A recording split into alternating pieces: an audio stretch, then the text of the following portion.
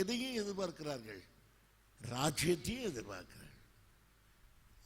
While they were awaiting king, automatically they were awaiting the kingdom. ராஜாவை எதிர்பார்க்கும் போது எதையும் எதிர்பார்க்க, ராஜ்யத்தையும் எதிர்பார்த்து கொண்டிருக்கிறார்.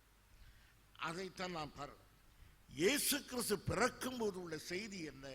மத்தேயு 2ஆம் அதிகாரம் 2ஆம் வசனம் வாசியுங்கள். யூதருக்கு ராஜாவாய் பிறந்தவர் எங்கே? வெகுகாலம் எதிர்பார்த்து கொண்டே இருக்கிறார்கள், ராஜ்யம் உண்டாகும், ராஜா வருவார் என்று. இயேசு பிறந்தவன் கேள்வி ரட்சகரை தேடவில்லை. இப்போது உலகம் எதை தேடுகிறது? ராஜாவை எங்கே? யூதருக்கு ராஜாவாய் பிறந்தவர் எங்கே என்று. இப்போது யோவான் ஸ்நானகனுடைய ஊழியம் என்ன என்று பார்ப்போம். யோவான் ஸ்நானகன் தான் புதிய ஏற்பாட்டிலே ஆண்டவரை குறித்து நம்ம சொல்லுகிறார். யூதருக்கு ராஜாவா என்கின்ற தேடும் காலம் முடிந்த பிறகு 30 ஆண்டு கழித்து இப்போது சத்தம் கேட்கிறது. யோவான் ஸ்நானகன் சொல்லுகிறார். மத்தேயு சுவிசேஷம் 3ஆம் அதிகாரம் 2-3.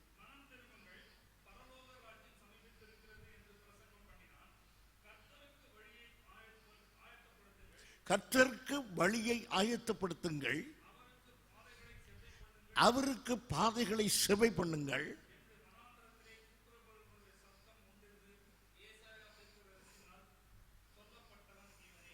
சரி, ஒரு செய்தி சொல்கிறான் யோவான் ஸ்நானகன். கர்த்தருக்கு வழியை ஆயத்தப்படுங்கள், பாதையை செவை பண்ணுங்கள். அவருடைய பாதை எங்கு போகிறது? அவருடைய பாதை பொதுவாக வேதத்தில் நம்முடைய பாதையை எங்கு பார்க்கிறோம்? சிலுவையை நோக்கி. சிலுவைக்கு பாதையை யார் ஆயத்தப்படுத்த முடியும்? நாம் ஆயத்தப்படுத்த முடியுமா? ஆண்டவர் சிலுவைக்கு போகிற பாதை பிதா கொடுக்கிற பாதை. மனிதன் ஆயத்தப்படுத்தின, மனிதன் அந்த பாதைக்கு தள்ளி இருக்கலாமே தவிர மனிதன் ஆயத்தப்படுத்தின பாதை அல்ல. சிலுவைக்கு அவரை ஆயத்தப்படுத்த முடியாது. சிலுவையின் பாதையை என்ன செய்ய முடியாது? செவ்வை பண்ண முடியாது. அது அர்த்தமில்லாமல் இருக்கிறது. அப்படியானால் எதற்கு பாதையை ஆயத்தப்பட வேண்டும்? சிங்காசனத்திற்கு. அவருடைய சிங்காசனத்துக்கு பாதையை ஆயத்தப்படுத்த வேண்டும். அவருடைய சிங்காசனத்துக்கு வழிகளை ஆயத்தப்படுத்த வேண்டும். அவரை ராஜாவாக்குவதற்கு வழிகளை ஆயத்தப்படுத்த வேண்டும். அவரை ராஜாக்குவதற்கு பாதைகளை செவ்வைப்படுத்த வேண்டும். இதைத்தான் யோவான் ஸ்நானகன் அறிவிக்கிறார். இப்போது காலச்சக்கரம் சுழன்று யோவான் ஸ்நானகன் சிறையில் இருக்கிறான். சிறையில் இருக்கும்போது அவனுக்கு ஒரு சந்தேகம். மேசியா வந்திருக்கிறான் அறிவித்தோம். இவர் மேசியா என்றால் நிச்சயமா ராஜ்யத்தை உண்டு பண்ண வேண்டும். நானும் சிறையில் இருக்கிறேன். அவர் ராஜாவாக செயல்பட்டதாகவும் தெரியவில்லை. ஒரு ராஜரீகம் வருவதற்கான அடையாளமும் இல்லை. ஆனால் மனம் திரும்புங்கள், பரலோக ராஜ்ய சமீபமாக இருக்கிறது நான் தான் சொன்னேன். ஆனால் காரியங்கள் வித்தியாசமாக இருக்கிறது என்று எண்ணி மத்தேயு சுவிசேஷம் 11ஆம் அதிகாரம் 3ஆம் வசனம். வருகிறவர் மேசியாவாக வருகிறவர் நீர்தானா? அது இன்னொருவர் ராஜாவாக வருவாரா? சந்தேகம் வந்து விட்டது. ஏன்னா ராஜ்யத்துக்குள்ள எந்த அடையாளத்தையும் காணவில்லை, தன்னை விடுதலை செய்வதையும் காணவில்லை. ஆகவே வருகிறவர் நீர்தானா அல்லது வேறொருவருக்கு காத்திருக்க வேண்டுமா என்று ஒரு சந்தேகம் அவனுக்கு வந்தது. உடனே அவர் நான் அல்ல, வேறொருவர் வருவார் என்று சொல்ல வேண்டும், அல்லது நான் தான் அவர் என்று சொல்ல வேண்டும். ஆனால் ஆண்டவர் என்ன சொல்கிறார்? வாசியுங்கள்.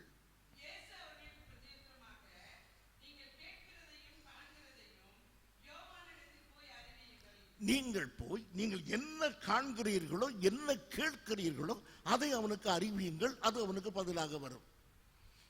வருகிற மேசியா நான் தானா அல்லது வேறொருவர் மேசியாக வருவாரா என்று அவன் கேட்கிறானே. நீங்கள் எதை காண்கிறீர்களோ அதை போய் சொல்லுங்கள். என்ன காண்டார்கள்? வாசிங்க, அது இருக்குதா?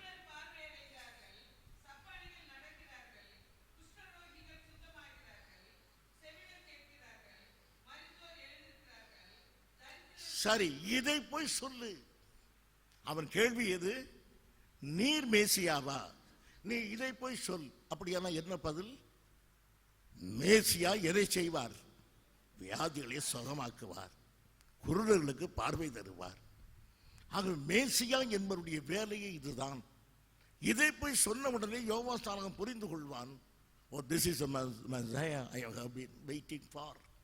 நான் காத்திருக்கிற மேசியா இவர்தான் என்று அறிந்து கொள்வான்.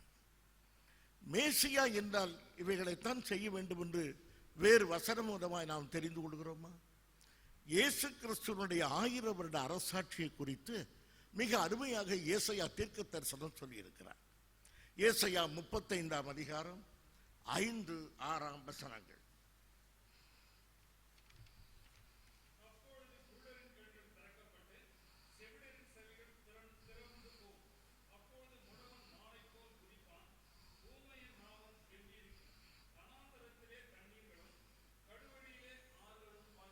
இது எந்த காலத்தில் நடக்கும் என்று சொல்கிறது? 35ஆம் அதிகாரம் 1ஆம் வசனத்தை வாசியுங்கள்.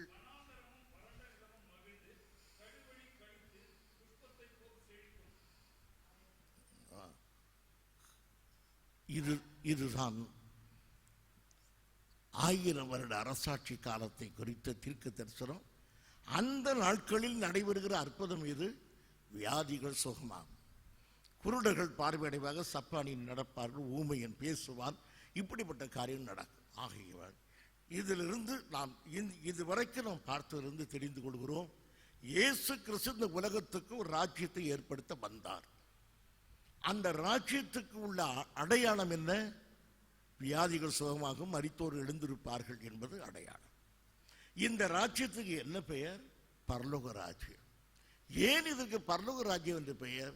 இந்த ராஜ்யத்தை ஏற்படுத்தியது மனித சக்தி அல்ல, இந்த ராஜ்யத்தை ஏற்படுத்தியது அரசியல் அல்ல, இந்த ராஜ்யத்தை ஏற்படுத்தியது சமூக புரட்சி அல்ல, இந்த ராஜ்யத்தை ஏற்படுத்தியது உலகத்தின் இராணுவம் அல்ல, இந்த ராஜ்யத்தை ஏற்படுத்தியது பரம தகப்பன். ஆகவே அதற்கு என்ன பெயர்? பரலோக ராஜ்யம். இந்த காரணத்தினாலே அதற்கு பரலோக ராஜ்யம் என்று பெயர். இப்போது பாருங்கள்,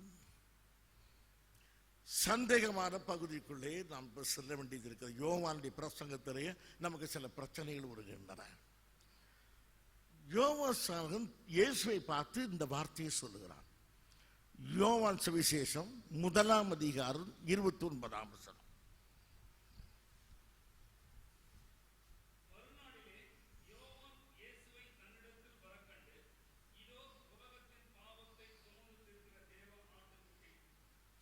இதோ உலகத்தின் பாவத்தை சுமந்து தீர்க்கிற தேவ ஆட்டுக்குட்டி.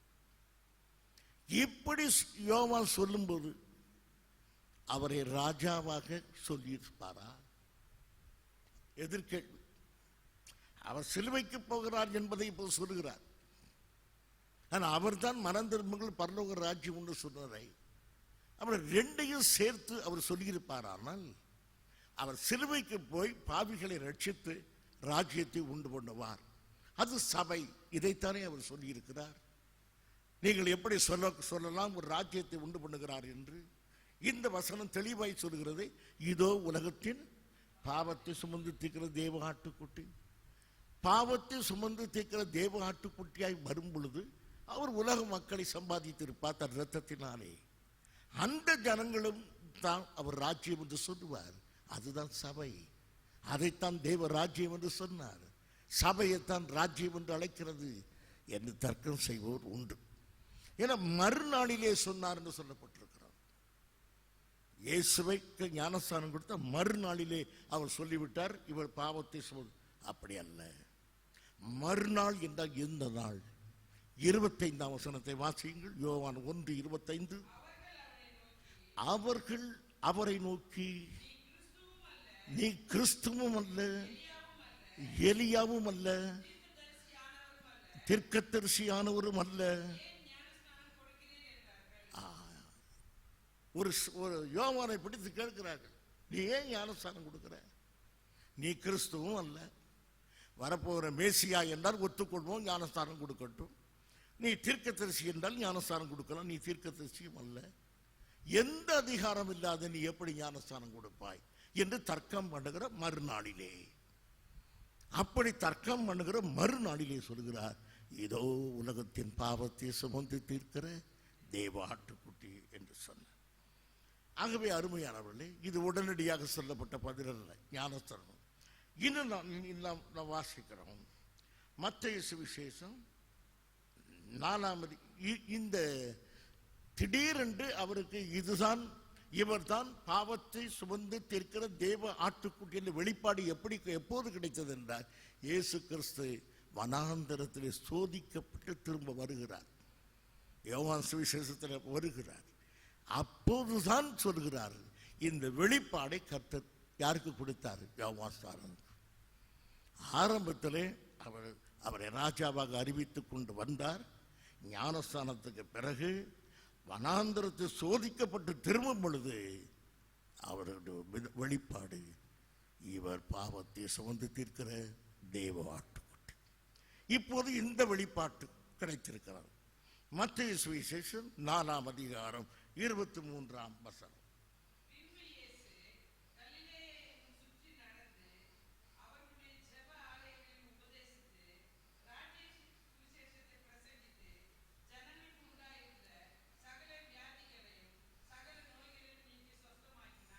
இந்த வெளிப்பாடானது அவர் ராஜ்யத்தை உண்டு பண்ண போகிறாங்கிற செய்தியை ரெட்டடித்து போகவில்லை.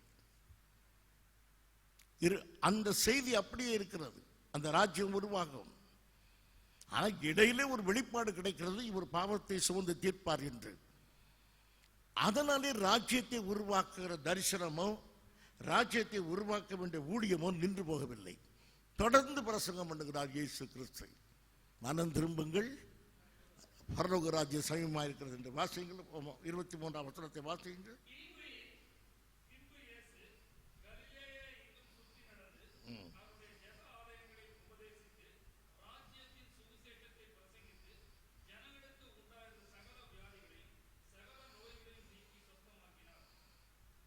எங்கேயாவது இதுவரைக்கும் ராஜ்யத்தின் சுவிசேஷத்தை பிரசங்கித்தார், வியாதியை சொஸ்தமாகி நான் சொல்லிக் கொண்டு வரும்போது எந்த இடத்திலாவது ஜனங்கள் ரட்சிக்கப்பட்டார்கள் என்று நீங்கள் கேள்விப்பட்டீர்களா?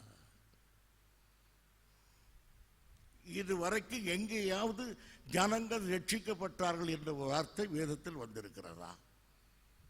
ஆகவே ராஜ்யத்தின் சுவிசேஷத்துக்கும் த சல்வேஷன் ஆஃப் சோலுக்கும் சம்பந்தமே இல்லை. ஆத்ம ரட்சிப்புக்கு என்று ஒன்று வைத்திருக்கிறார். அதைத்தான் யோவான் திடீரென்று சொன்னார். என்ன சொன்னார்? இதோ உலகத்தின் பாவத்தை சுமந்து தீர்க்கிற தேவ ஆட்டுக்குட்டி. அது வருகிற வரையிலும் பாவத்துக்கு பிரச்சனை தான்.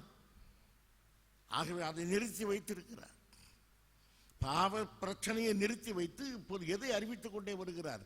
தான் வந்த நோக்கமாகிய ராஜ்யத்தை குறித்து பிரசங்கம் பண்ணுகிறார். அந்த ராஜ்யத்தின் சுவிசேஷத்துக்கும் ஆத்ம ரட்சிப்புக்கும் சம்பந்தமே இல்லை.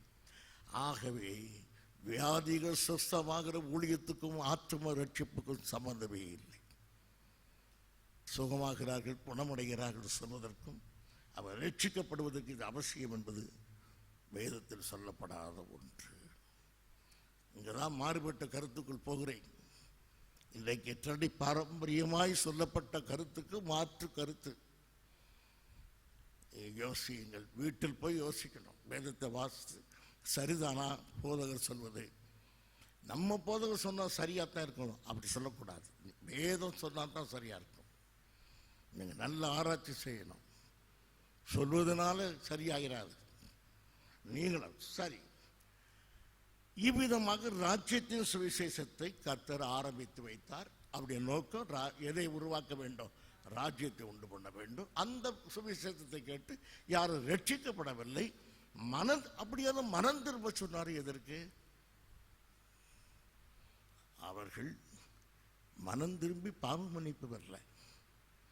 அவர்கள் இவரை மேசியா என்று ஏற்றுக்கொள்வது, இவர் சொல்வதை நம்புவது, எல்லாம் மனம் திரும்புவது. அதனாலே அவர்களுக்கு என்ன கிடைக்கும்? ராஜ்யத்துக்கு வருவார்கள். ஆண்டவர் ஒரு ராஜ்யத்தை ஏற்படுத்துவார். அந்த ராஜ்யத்தில் பிரஜைகளாக இருப்பார்கள். ஆனால் ரட்சிக்கப்பட்டவர்களாக இருக்க மாட்டார்கள்.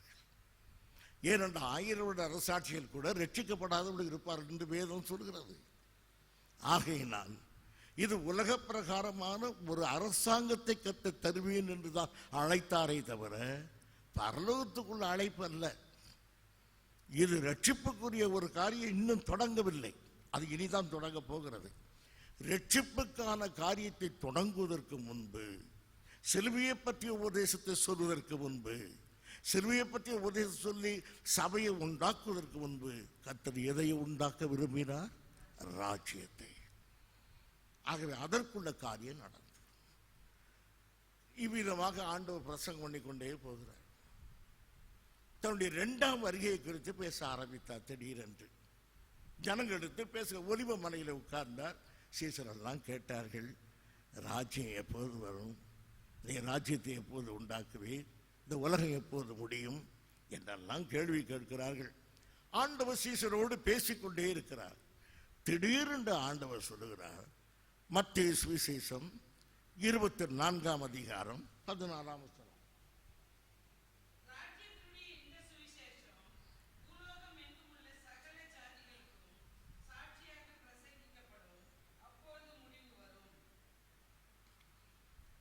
ஆண்டவராகிய இயேசு கிறிஸ்து சொல்லுகிறார், உபத்திரவ காலத்திலே இந்த சுவிசேஷம் திரும்பவும் அறிவிக்கப்படும். அப்படியானால் ராஜ்யத்தின் சுவிசேஷத்தை அறிவித்த காலம் முடிய போகிறது. ஏன் காலம் முடிய போகிறது? ஜனங்கள் எல்லாம் அவரை பிடித்து ராஜாவாக்க வரும்போது ஆண்டவர் அதை விரும்பவில்லை. ஏன் ஆண்டவர் அவர் அதிசயங்களையும் அற்புதங்களையும் செய்யும் போது அவரை யாராக்க விரும்பினார்கள்? ராஜாவாக்க விரும்பினார்கள். ஆண்டவர் அதை விரும்பவில்லை. நல்ல கவனியுங்கள், ராஜாவாவதற்கு தான் வந்தார், ராஜரீகத்தை உண்டு பண்ணத்தான் வந்தார். இப்போது அவரை ராஜாவாக்க போகிறார்கள். அவர் வேண்டாம் என்று சொல்கிறார். ஏன் வேண்டாம் என்று சொல்கிறார்? இந்த ராஜ்யம் பிதாவினாலே கொடுக்கப்பட வேண்டுமே தவிர யாராலே கொடுக்கப்படக்கூடாது? மனிதனாலே கொடுக்கப்படக்கூடாது. இது பரலோக ராஜ்யம். பரலோகத்தின் தேவன் தந்தாத்தான் பரலோக ராஜ்யம். மனிதன் கொடுத்தார் உலக ராஜ்யம். நான் உலகத்துக்கு ராஜா அல்ல. அப்படியான உலகத்தின் இந்த ராஜ்யம் வரக்கூடாது இந்த அர்த்தம் அல்ல. உலகத்தார் ராஜ்யத்தை எனக்கு அரசியல் வழியிலே நான் வரமாட்டேன். பிதா எனக்கு இந்த ராஜ்யத்தை தர வேண்டும் என்று சொன்னார். ஆகவே அந்த ராஜ்யத்தை வேண்டாம் என்று சொன்னார். கடைசியில் ராஜாவையே கொலை செய்து விட்டார் சிலுவையிலே. அப்படியானால் எந்த சுவிசேஷம் நின்று விட்டது? ராஜ்யத்தின் சுவிசேஷம் நின்றது. அதன் பிறகு கிருபையின் சுவிசேஷம். கர்த்தராகிய இயேசு கிறிஸ்து இரத்தத்தை விசுவாசியுங்கள், உங்கள் பாவம் மன்னிக்கப்பட்டு நீங்க பரலோக ராஜ்யத்துக்கு வருவீர்கள். அது எந்த பரலோகம்? அது வேறு உன்னதமான தேவனுடைய ராஜ்யத்துக்கு போகிறோம் என்று இந்த சுவிசேஷம் அறிவிக்கப்படுகிறது. இந்த சுவிசேஷத்தில் முன்பு போல அற்புதங்களும் அடையாளங்களும் அல்ல. அது ராஜ்யத்தின் சுவிசேஷத்தில் முடிந்தது. இந்த சுவிசேஷத்தில் பரிசுத்தாவின் வரத்தினாலே, ஊக்கமான ஜெபத்தினாலும் பரிசுத்தாவின் வரங்களினாலும் அற்புதங்கள் நடக்கின்றன. ஆகவே ரெண்டுக்கு வித்தியாசம் பார்க்க வேண்டும். இப்போது அந்த வித்தியாசத்தை குறித்து பிறகு பார்ப்போம். இப்போது இந்த வசனத்தை விவரமாக சொல்லுவோம். ஆகவே இப்பொழுது எது நின்று விட்டது? சொல்லுங்கள். ராஜ்யத்தின் சுவிசேஷம் நின்று விட்டது. இப்போது எது பிரசங்கிக்கப்படுகிறது? கிருபையின் சுவிசேஷம். கிருபையின் சுவிசேஷத்தின் விளைவு என்ன? ஜனங்கள் எங்கு வந்து சேர்கிறார்கள்? சபையிலே வந்து சேர்கிறார்கள். இந்த சபையை எடுத்துக்கொள்ள கர்த்தர் வருவார்.